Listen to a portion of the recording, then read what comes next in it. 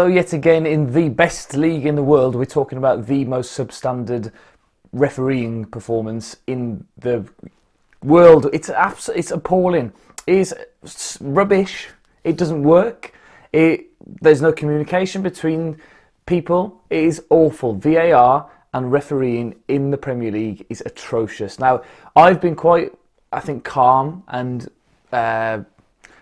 logical about everything over the last couple of months, or since I've been doing this channel, I very, very rarely start talking about referees, or I never ever go in on a referee.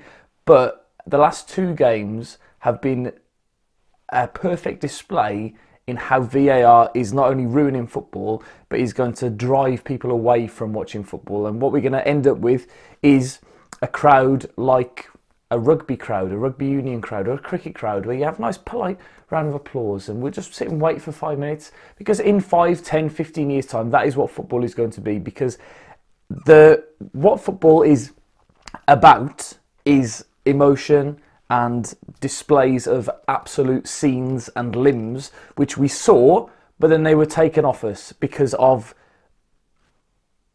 why? I don't understand why Neto's goal was taken away from us, because Johnny's hand was in an offside position, or maybe his toe. And it's not just Wolves that it's affecting, because over the weekend I think Norwich have had one, Sheffield United have had one where it's hit the referee, but the game has been allowed to carry on, or I'm not sure about that because I've just heard it on the radio. And there have been many others as well. And it is just spoiling the game, because we've now come away from 2 games against 2 of the top teams in world football as Wolves fans, and we haven't been talking about how great our team have been. We've been talking about the 5.5 minutes it took for Man City to score their first goal on Friday night.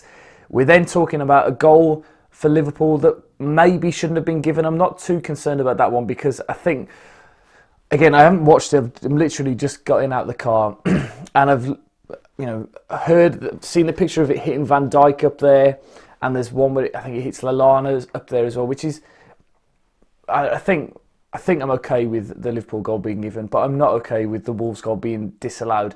And I might have a little deeper look into it tomorrow, but I bet there's been fewer goals scored this season than last season, purely because of VAR. And it's very, very frustrating to come away from a game having played so well. It's taken me now 3 minutes into this video for me to talk about how well Wolves played today. There was quite a lot of rotation, which was understandable, but the players that came in showed they knew the system, and they showed that they're perfectly capable of playing against the top team in the league and the champions-elect. I mean, I haven't got a problem with Liverpool either, because I think quite a lot of Wolves fans were chanting at Liverpool, and saying that they were cheating, whatever. It's not their fault. It's Mike Riley and whoever else is in charge of the referees, because they're just a disgrace. But anyway, we played really well. Neto and Vinagre. I feel so sorry for Neto as well.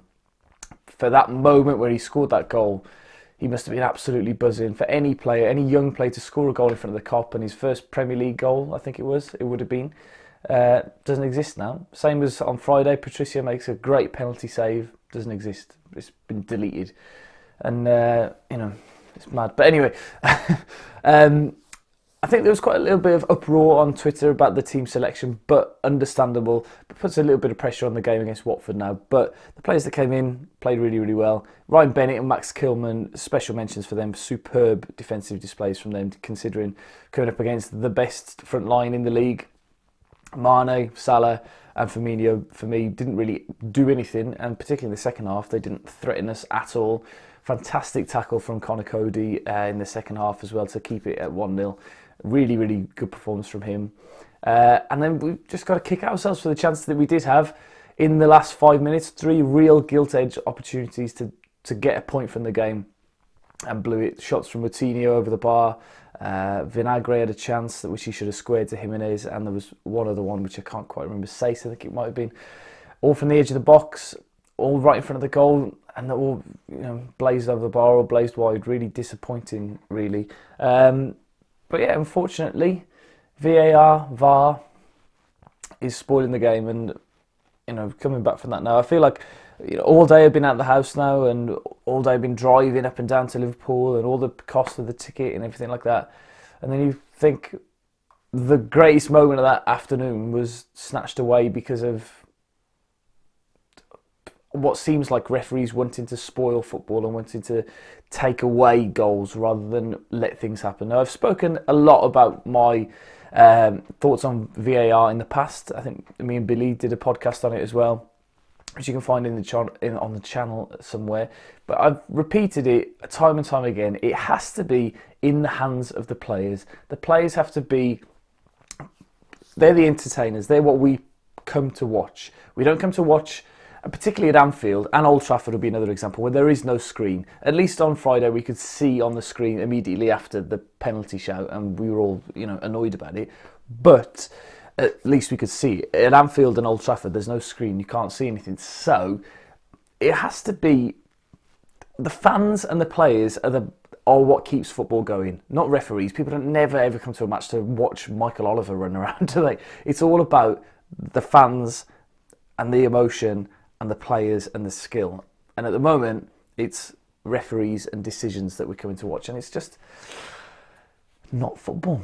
It has to be reviewed by the players, because you saw how furious the Wolves players were when the Liverpool goal was given, because they really believed that there had been a handball. And then when Wolves scored, there was no Liverpool player at all. Again, similar to the Southampton game where we had goals disallowed there. There was no player arguing that there was a player offside, because it was so fraction like that. I think Graham Souness made a good point at half-time. From what I understand, I was actually at the match today, so I didn't hear this, but he said that if there is any part of the player onside, then it should be deemed onside. Like Johnny's left fingernail is offside. Is he gaining an advantage? No. And like Pookie yesterday for Norwich, a fantastic finish. Doesn't exist. But anyway, I'm sure that there'll be lots of comments now about VAR. But to come back to Wolves, these two games, if you'd have offered... I had a feeling we would win one of them. I actually thought we'd win today more than the game against Man City at home. But to come away with 3 points from these two games is magnificent. We've got to build on it now against Watford, and hopefully pick up 3 points there before Man United in the Cup, and then this little spell of real intense games is over. And yeah, thank you very much for watching. Drop a like, subscribe, dislike the video if you wish. But anyway, thank you everybody, and Happy New Year. Bye-bye. Buzzing down the chip shop, by now you must have heard the Wolves I'm going to Wembley, buzzing either word.